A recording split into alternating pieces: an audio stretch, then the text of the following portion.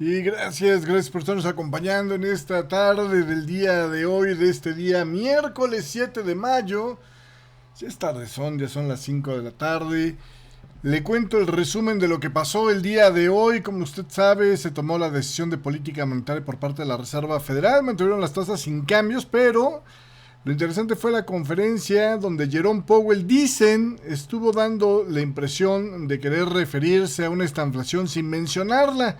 Advierten sobre los riesgos económicos debido a los aranceles y pues siguen en la postura de mientras no tenga Trump listo todo su paquete, pues nosotros tampoco podemos hacer movimientos en la política monetaria. Con esta decisión el dólar se disparó luego de la postura de Jerome Powell, que insiste en mantener las tasas de interés sin cambios y deja caer algunas frases que dan a entender que es más probable que se retrase el momento, por lo menos, para el primer recorte de tasas de interés. También, por cierto, mañana será la decisión de política monetaria por parte del Banco de Inglaterra. Y hay quienes dicen que la libra podría debilitarse si el Banco de Inglaterra insinuara un aumento en los recortes de tasas de interés. Además, el oro experimentó un descenso después de que Jerome Powell indicara que no tienen prisa para ajustar las tasas de referencia. En el tema del crudo, este bajó más de $1 por barril este miércoles, ya que los inversionistas dudan que las próximas conversaciones comerciales, porque va a haber conversaciones comerciales allá en Suiza entre China y Estados Unidos, resulten en algún avance significativo. Vamos a ver qué fue lo que dijo precisamente el secretario del Tesoro de Estados Unidos, Scott Bessent, sobre esta próxima reunión que comenzaría este fin de semana y que calificó de un contacto inicial, vamos, un arranque de negociaciones. Para nada van a tener resultados pronto, dice él. Mientras tanto, pues ya ves cómo es Donald Trump. Donald Trump, después de que por fin se le hizo que dijeran, ándale pues, vamos a platicar, declaró que no va a considerar para nada reducir los aranceles del 145% impuestos por Estados Unidos a China para impulsar las negociaciones comerciales con Beijing. Bueno, vamos a ver qué más. Por el otro lado, en respuesta a las tensiones comerciales con Washington, el Banco Central de China sí anunció una serie de medidas este miércoles, entre ellas la reducción de la tasa de referencia y la inyección de más liquidez a su sistema financiero. El Bitcoin se vio favorecido con un rally alcanzando, pues ahorita está en 96.776, pero llegó a tocar casi los 97.714, llevados por el optimismo en torno a una posible desescalada en las tensiones comerciales. Y el consumo minorista en la eurozona descendió 0.1% en marzo, contrariando las expectativas que tenían los analistas en cuanto al crecimiento en un contexto de pues cada vez más preocupación por los aranceles, es decir, aparentemente el consumo minorista europeo se está frenando. Y sobre el tema de los aranceles, el Banco de la Reserva de Nueva Zelanda dice que hay riesgos para el sistema financiero de Nueva Zelanda que están aumentando desde hace ya 6 meses debido a la escalada en la volatilidad del mercado. Y esto pues tiene que ver precisamente con el mismo asunto. En el escenario geopolítico, Friedrich Merz finalmente fue electo por el Parlamento alemán como el 10º canciller de la posguerra en un segundo intento, porque el primero ayer hablábamos que había fracasado, y es la primera vez en la historia de Alemania que un candidato a canciller necesita una segunda vuelta para ser confirmado. Una muestra de qué tan tensas están las cosas ahí en otra hora de locomotora europea. Y hablando de geopolítica, bueno, pues diríamos aquí en México, entre India y Pakistán ya se armó la rebambarámbara. India realizó ataques aéreos contra Pakistán en represalia por el atentado terrorista del mes pasado en Cachemira, donde murieron 26 civiles. Y por el otro lado, fíjese lo que son las cosas, es que en Ucrania, ay Dios mío, no todos son tan lindos, ¿eh? Un informe reveló una alarmante red de corrupción en Ucrania donde funcionarios de gobierno le sacan tajada a los soldados muertos. O sea, no inventen. Y un chisme, Melania Trump, la primera dama de Estados Unidos, de los 108 días que lleva, fíjese usted, 108 días que lleva en el poder Donald Trump, es decir, utilizando las instalaciones de la Casa Blanca, solamente se le ha visto ahí adentro 14 días a Melania. Vamos a ver qué historia. Este es del New York Times. Y por el otro lado, bueno, pues hoy comenzó el cónclave papal. En medio de divisiones, ¿no? Entre conservadores y proliberales en la Capilla Sixtina, y ya salió la primera fumata, que fue fumata negra, es decir, pues como muy ampliamente era esperado, no se pusieron de acuerdo en la primera votación, que esto es muy normal, ¿eh? Normalmente las primeras votaciones son como para ver quiénes son los que suenan, y ya después empiezan, pues ahora sí, ya a calibrarse, a formarse, digamos, opiniones, en fin, ¿no? Por cierto, hoy me enteré, curiosamente, usted sabrá que el concilio más largo duró 2 años y medio, no se ponían de acuerdo porque también estaban muy, muy encontrados conservadores con liberales en la Iglesia Católica en ese entonces. Esto fue hace 700 años. Y resulta ser que para apurarlos, de ahí se inventó la figura del cónclave. Los encerraron bajo llave en una habitación, les quitaron la dieta, los dejaron a pan y vino, o pan y agua, y luego, como todavía no se ponían de acuerdo, pues con el pretexto de quitarles el techo para que entrara mejor la iluminación del Espíritu Santo, pues los dejaron a la intemperie a ver si sí decidían, y ahí sí ya se apuraron y terminaron nombrando un papa que ni siquiera estaba presente en el cónclave. Pero bueno, en fin, esa ya será otra historia. Comenzamos con la información del día de hoy.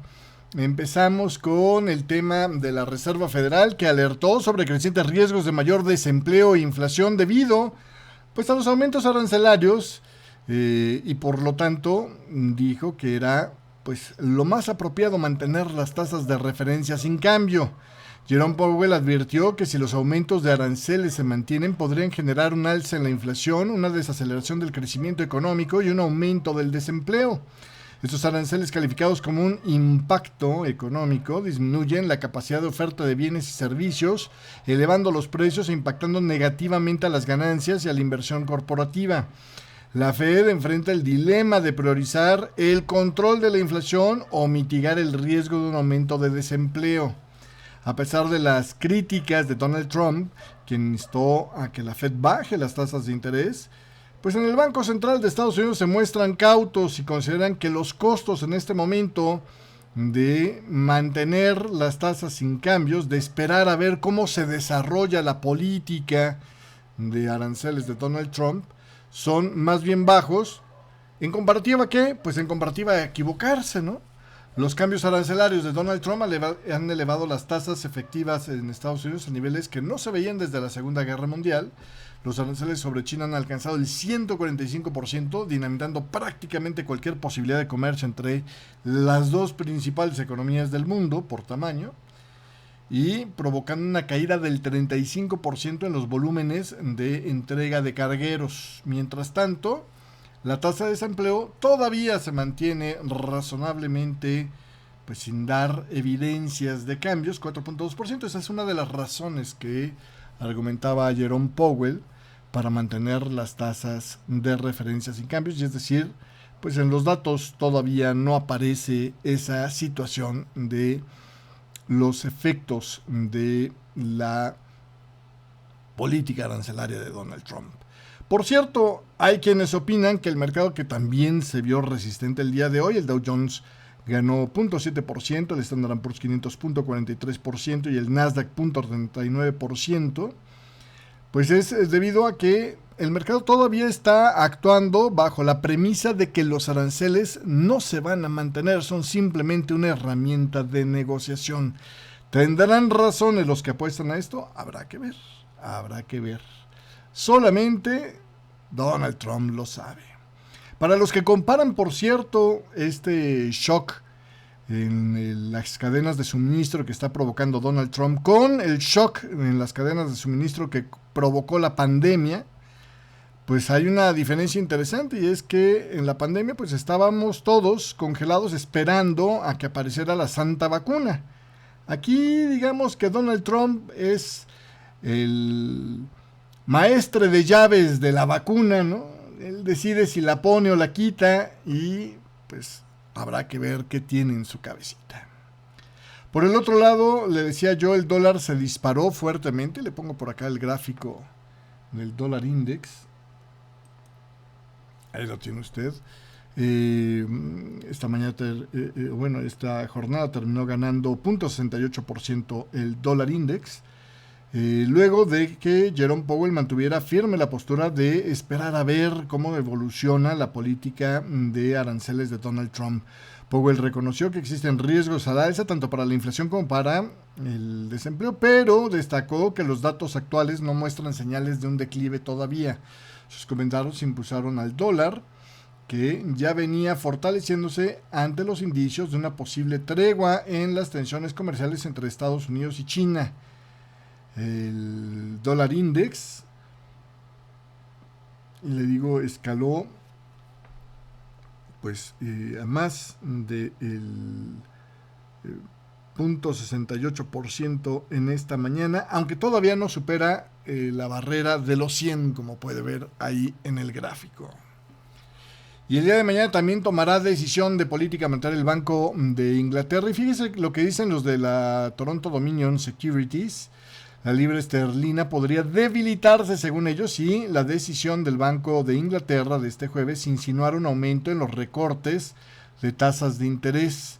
Se espera que el Banco de Inglaterra vote 8 a favor, 1 en contra de reducir las tasas en 1/4 punto, con la posibilidad de que la responsable de política monetaria, Swati Dindra, vote por un recorte de 0.5 punto porcentual. Por eso serían 8-1, porque la otra votaría por un recorte inclusive más grande, el doble. Además, es probable que el Banco de Inglaterra revise a la baja sus previsiones de crecimiento económico y elimine la palabra gradual de sus orientaciones adelantadas sobre los recortes de tasas que vendrán más adelante, en un contexto de una mayor incertidumbre comercial. Como decía Jerome Powell en esta jornada, ¿no? Lo que sí es un hecho es que los aranceles son más altos de lo que todo el mundo estaba calculando. La inflación ha estado por debajo de las expectativas del mercado en el caso de Inglaterra, y las proyecciones del informe de política monetaria, lo que da a los miembros del Consejo de Política Monetaria del Banco de Inglaterra la confianza, se piensa, suficiente para continuar en una senda de recortes. Mientras esto pasaba, obviamente el oro pues detuvo su rally, descendió después de que el presidente de la Reserva Federal, Jerome Powell, indicaba que no tenía prisas para subir las tasas de interés a pesar de la guerra comercial impulsada por Donald Trump. Powell afirmó que era apropiado mantener las tasas sin cambios, situándolas en el rango donde han estado por varios meses, 4.25 a 4.5%, y advirtió que los aranceles podrían sí generar inflación, una desaceleración económica e inclusive un aumento del desempleo, lo cual, por cierto, pone en conflicto el mandato dual de la Reserva Federal. Por un lado, si tú quieres impulsar el empleo, ¿qué haces? Pues tienes que bajar las tasas de interés, pero si al mismo tiempo se te está subiendo la inflación, ¿qué haces? Pues sube las tasas de inflación, de interés, pero pues ¿qué haces? No puedes subirla y bajarla al mismo tiempo, ¿no?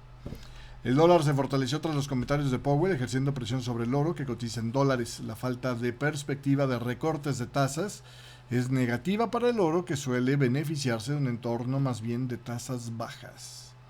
Hoy el bono del Tesoro a 10 años, de todos modos, reaccionó con una leve caída en el rendimiento a 10 años, bajó 4, casi 5 décimas, a 4.9 26.9 y el de 2 años bajó una pizquita de nada, casi no se movió, quedó en 3.78 la tasa a 2 años, perdón. En el tema de los commodities, el crudo, pues obviamente, ante un dólar fuerte, tiende a perder potencia, y más aún luego de que los inversionistas expresaran sus dudas de las próximas conversaciones comerciales entre Estados Unidos y China que puedan resultar en un avance significativo. El Brent del Mar del Norte al final de esta jornada perdió ligeramente, mientras que cayó hacia los 60,97 en este momento, mientras que el West Texas Intermediate perdió el 1.9%. Las conversaciones comerciales se producen entre China y Estados Unidos luego de semanas de tensiones comerciales y aranceles elevadísimos que dinamitaron prácticamente la posibilidad de comercio entre estos dos países mientras se mantengan las tasas ahí.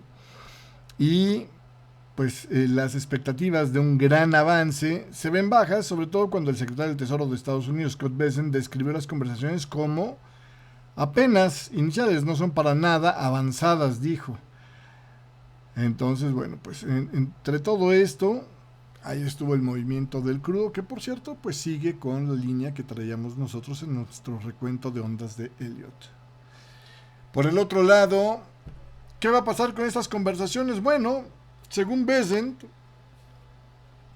y el representante comercial de Estados Unidos, Jameson Greer, China y Estados Unidos se reunirán en Suiza, es decir, el Scott Bessent y Greer van a reunirse con He Lifeng, el viceprimer ministro de China y principal responsable de la economía del gobierno de Xi Jinping. Entre el 9 y el 12 de mayo, el objetivo sería discutir una posible desescalada en la guerra comercial entre ambas naciones. Las conversaciones se producen luego de semanas de escalada que llevaron a los aranceles pues al plano de lo ridículo, ¿no? 145%. Ya cuando le doblas el precio a algo nada más para que entre a tu país, pues ya prácticamente es imposible que pueda serle a alguien negocio vender eso, ¿no? Bessent enfatizó que estas son conversaciones iniciales centradas en la desescalada y no para ya concluir con un gran acuerdo comercial. China ha señalado que está dispuesta a dialogar si Estados Unidos ajusta sus aranceles, es decir, los retira. Paralelamente, el presidente Donald Trump va a nombrar, dicen, a David Perdue como embajador en China. De hecho, hoy lo juramentó. Y Xi Jinping ha ordenado a su jefe de seguridad pública buscar formas de abordar las preocupaciones de la administración de Donald Trump sobre el papel de China en el comercio del fentanilo. Esta fue una rama de olivito de la que hablamos desde la semana pasada. Por el otro lado, pues como es Trump, ¿no? Trump, siendo Trump, declaró que no va a reducir los aranceles del 145% impuestos por Estados Unidos a China para impulsar las negociaciones comerciales con Beijing. Es decir, no va a haber eso de primero te bajo la tasa para que te sientes a la mesa a platicar. Trump respondió con un tajante no cuando se le preguntó en la Casa Blanca si estaría dispuesto a retirar los elevados aranceles de importación para llevar a China a la mesa de negociaciones. Dijo no. Ese compromiso con los aranceles se produce pues días antes de que Bessent se reúna con el señor He Lifeng allá en Suiza.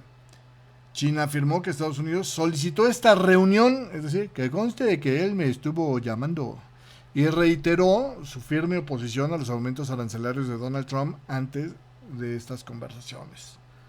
Trump afirmó que con los aranceles ya no estamos perdiendo nada en referencia al déficit comercial. Pero esta babosada dijo ayer, junto con McCartney, el actual primer ministro de Canadá, diciendo, hombre, no es que estemos perdiendo dinero con China, al contrario, nos estamos ahorrando los miles y miles de millones de dólares que teníamos en déficit comercial con ellos. Bueno, es una visión muy, muy, muy pequeña de la vida esta cosa, ¿no? Pero en fin, vamos a ver si con los anaqueles vacíos, como ya le advirtieron los de Target o le advirtieron los de Walmart o los de Home Depot a Donald Trump, pues sigue con la idea de que es bueno ese ahorro de los miles y miles de millones de dólares.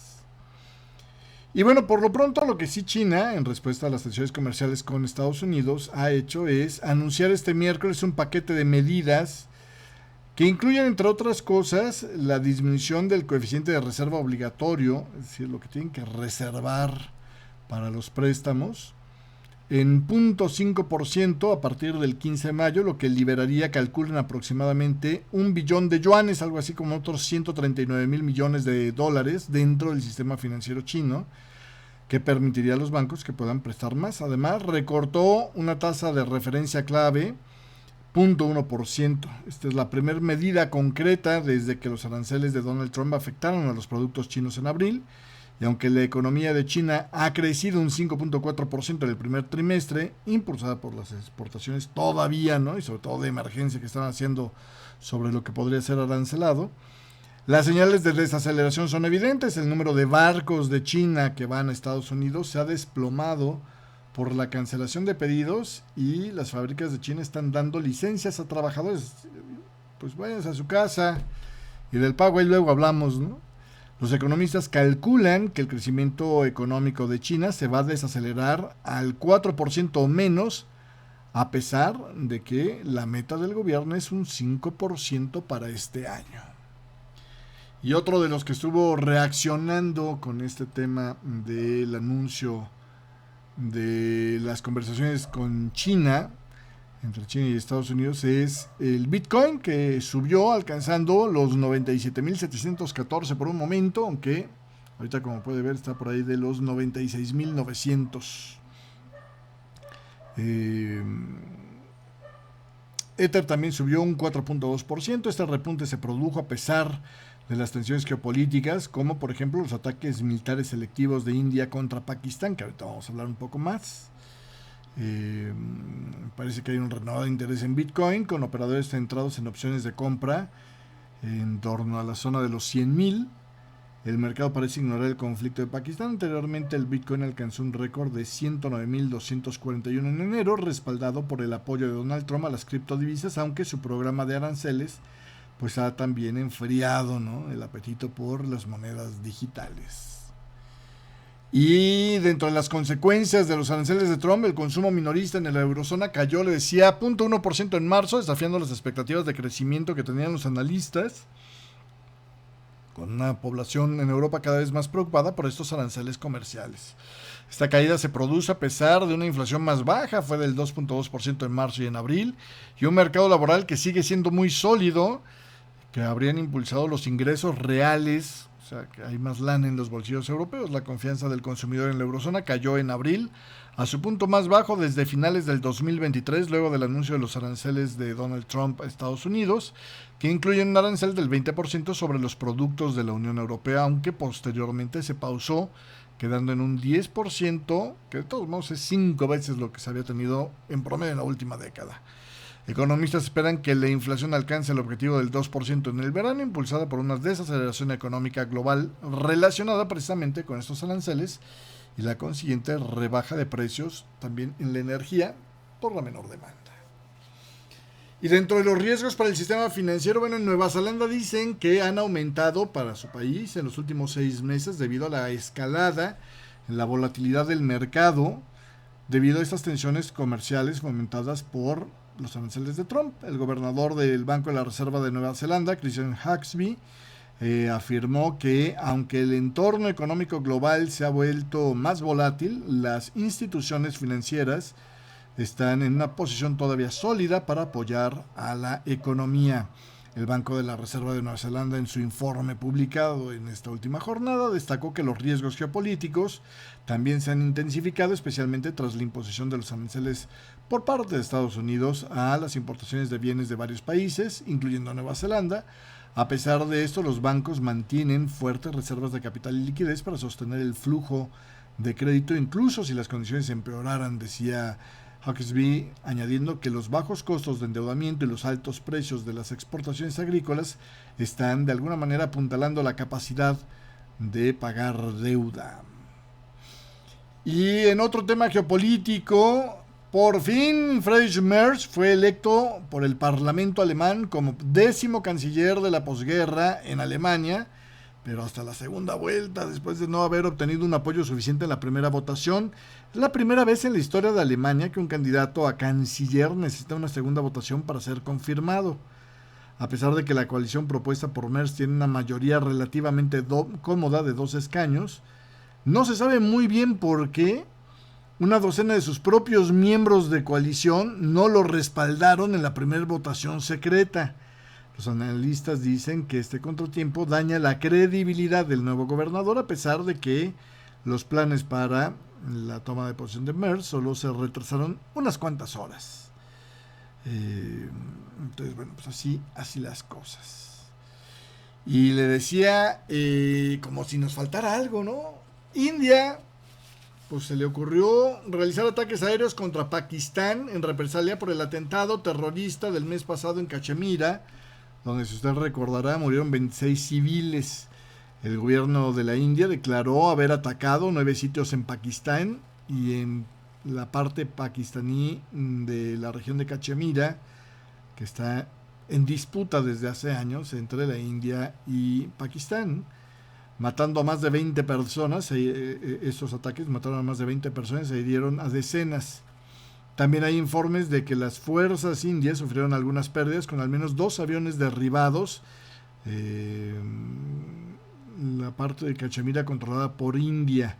Un funcionario indio confirmó el derribo de 3 aviones, aunque las razones no están claras. Pakistán, por su lado, calificó los ataques indios como un acto de guerra no provocado y afirmó haber respondido derribando 5 aviones indios o hindúes, una afirmación no verificada. Pero es que yo era de la época donde a los de la India se les llamaba hindúes, pero bueno. Los ataques de India alcanzaron incluso la provincia de Punjab, fuera de la región disputada de Cachemira, lo que supone una escalada de este conflicto, al menos inicialmente. Donald Trump calificó la escalada como una vergüenza y la ONU pidió moderación a ambas partes. India justificó sus ataques argumentando que había una clara participación de terroristas con base en Pakistán en el atentado de Cachemira. Y bueno, pues por lo pronto las aerolíneas informaron del cierre de varios aeropuertos, incluyendo el de Singrar. India ha activado sus unidades de defensa aérea a lo largo de la frontera y expertos advierten de una posible respuesta significativa por parte de Pakistán. Así que probablemente seguiremos viendo, pues ahora qué podríamos decir, de la tercera estupidez en el mundo. Aquí, ojo, también tanto Estados Unidos como China andan involucrándose o haciendo por lo menos que hacen para bajarle la atención a las cosas. Pakistán tiene como aliado, digamos, a China, y pues la India se supone que pues anda como siguiendo de la manita, ¿no?, a Estados Unidos. Entonces vamos a ver si se logran calmar las cosas antes de que pasen más, porque aquí el problema es que podemos acabar brillando usted y yo en la noche, porque tanto Pakistán como India tienen bombas nucleares. ¿Y a quién se le fue el avión que dejaron que eso pasara? Pues no sabemos. Finalmente, le decía, en Ucrania, híjole, qué historia, Un informe reveló que había una red de corrupción en Ucrania espeluznante. Funcionarios y funcionarias cochaban con las compañías fúnebres, aprovechándose de la tragedia de guerra, incluso pues sacándole lana con funerales de soldados caídos.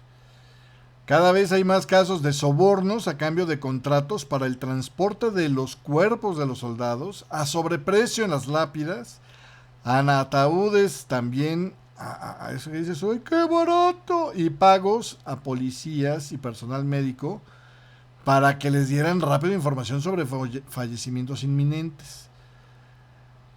Y bueno, pues hubo casos donde, por ejemplo, un funcionario tuvo que ser suspendido por aceptar sobornos para adjudicar contratos de transporte de cadáveres.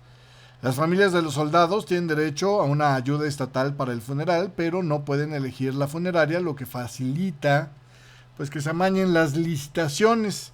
A pesar de los esfuerzos del gobierno ucraniano por combatir la corrupción, las condenas por estos delitos han aumentado, evidenciando que el negocio de enterrar a los muertitos de la guerra se ha convertido en otro foco de corrupción. Bueno, en fin, ¿no? Esto es La situación dicen que se está agravando con el elevado número de víctimas de guerra estimado entre 40,000 y 100,000. Entonces, bueno, pues es que ahí hay números para que se hagan negocio. Y un chisme, la primer dama de Estados Unidos, la Melania Trump, mantiene un perfil excesivamente bajo, opinan algunos allá en Washington, y pasa la mayor parte del tiempo en la Torre Trump de Nueva York o en Mar-a-Lago, en Florida, lo que genera pues dudas sobre si está desempeñando completamente su papel de primera dama en la Casa Blanca, al menos no se le ve. Fuentes cercanas a la administración indican que su presencia en la Casa Blanca es menor a 14 días desde que Donald Trump se invistiera nuevamente como presidente de Estados Unidos hace 108 días, aunque las cifras exactas son difíciles de confirmar. Ese comportamiento recuerda a también Bess Truman, quien prefería su hogar en Missouri. La ausencia de Melania ha llevado a Donald Trump a asumir tareas tradicionalmente asignadas a la primera dama, como la selección de elementos decorativos, la recepción de grupos de visitantes y bueno, pues a pesar de contar con un equipo en el ala este, rara vez Melania Trump acude y los hace trabajar, ¿no? Se especula que el juicio por el pago de dinero a una actriz porno, la Stormy Daniels, y un intento de asesinato contra el presidente, pues son de las cosas que como que han distanciado a la pareja. Mientras Trump consolida su poder, Melania parece distanciarse. Sin embargo, ambos comparten el interés por rentabilizar su exposición pública. Melania, hay que recordar, lanzó su propia criptomoneda cuando el marido lo hizo y cerró un acuerdo con Amazon de Jeff Bezos precisamente por 40 millones para un documental sobre su vida como primera dama. Y aunque Melania afirmó que su prioridad era ser madre, esposa y primera dama, dividiendo su tiempo entre la Casa Blanca, Nueva York y Palm Beach, pues lo poquito que se le ha visto allá en la Casa Blanca alimenta las dudas. Y pues recientemente participó en el Easter Egg Roll y la entrega de premios International Women of Courage. Ya dos eventos públicos ahí de la presidencia, pero no se espera que acompañe a Donald Trump en su viaje a Oriente Medio, aunque sí se le vio asistir al funeral del Papa Francisco en el Vaticano. Y hablando del Vaticano, bueno, pues hoy comenzó el cónclave para encontrar el sucesor de Pedro, el que van a poner después de que el Papa Francisco pues se fuera al otro barrio. Enfrentando un cónclave marcado por incertidumbre y la búsqueda de un líder que unifique a la Iglesia Católica, que está dividida entre progresistas y conservadores, el cardenal Prieto Parolin, número 2 del Vaticano, es el favorito, aunque su apoyo ya se ha visto algo erosionado. Otros contendientes incluyen a el estadounidense Robert Prevost, bueno, esto es clásico que te lo ponga cualquier periódico americano, y al francés Jean-Marc Villin. También otro que suena mucho es Luis Antonio Tagle, que dicen que está perdiendo fuerza, mientras que Pierre Ibarista Pizzabella y Pablo Virgilio emergen como candidatos sorpresa. Entre las cosas que va a tener que arreglar el nuevo Papa, el que sea electo, es el desmán económico que todavía no logra subsanar, que no logró concluir Francisco. Tiene un déficit proyectado de 80 millones de euros para este año que cerraron en 2024. Los cardenales debaten si continuar en la línea reformista de Francisco o volver a la tradición. Se espera que los cardenales asiáticos voten en bloque, lo que podría darles mayor influencia. Y bueno, pues la elección se realiza mediante votaciones secretas con 4 rondas diarias. Bueno, el primer día solo es una, si no me equivoco, y ya pasó, y no pasó nada, que es lo normal. Pero bueno, pues preguntándole a Gork, el motor de inteligencia, y haciendo la pregunta, pero con el Deep Search, lo que nos dijo Gork es que tomando en cuenta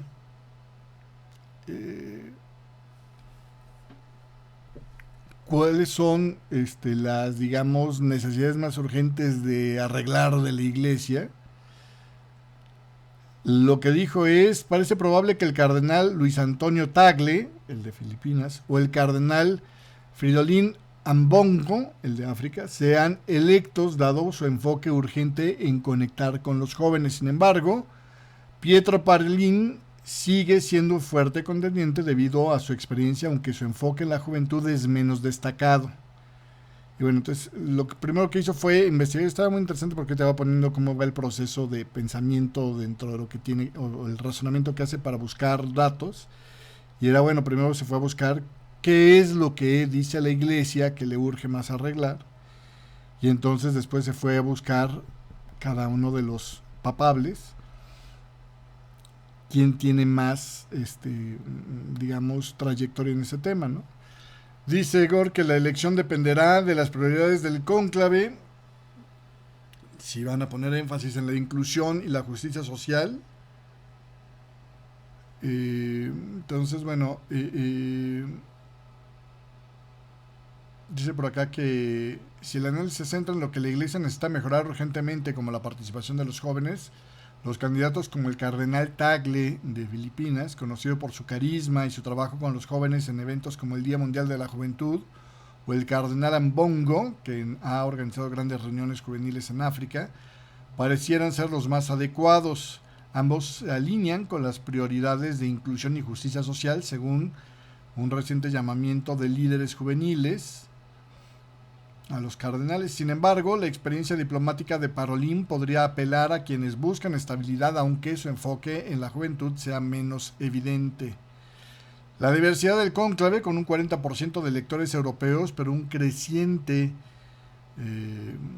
número de católicos en África y Asia, podría favorecer a Tagle de Filipinas o Ambongo de República Democrática del Congo como señales de cambio hacia el sur global, o sea, los países en desarrollo.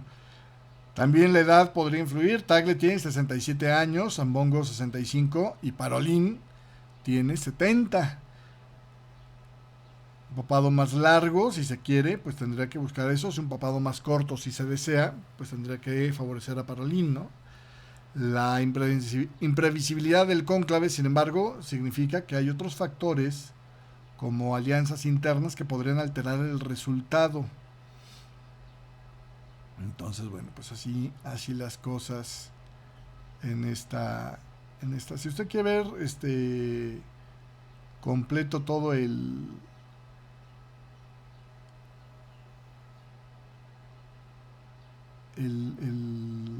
digamos, razonamiento que puso y la tabla de los papables que seleccionó el robot de inteligencia, bueno, el motor de inteligencia artificial de X, ahí está en el chat de Radio Forex Hispana, lo publicamos antier, si no me equivoco. Y ya con esto me despido, muchas gracias por la compañía, pásela bonito, nos vemos el día de mañana a ver qué pasó con la decisión de política monetaria en el Banco de Inglaterra. Adiós.